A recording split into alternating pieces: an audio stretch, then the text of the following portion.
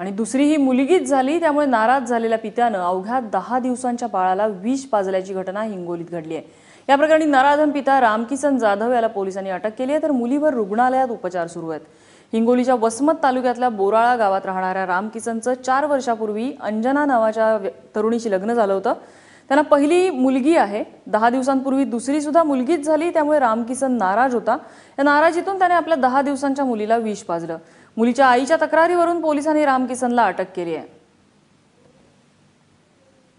मुलीला बाहेर घेऊन जा, दुसऱ्या जी मोठी मुलगी होती ती, असं म्हणून पत्नीला त्यांनी बाहेर पाठवलं आणि घरामध्ये तिचे छोटं बाळ होतं। त्या बाळाच्या तोंडामध्ये त्यांनी जे विषारी औषध त्याच्याजवळ होतं ते तिने त्याच्या तोंडामध्ये टाकलं।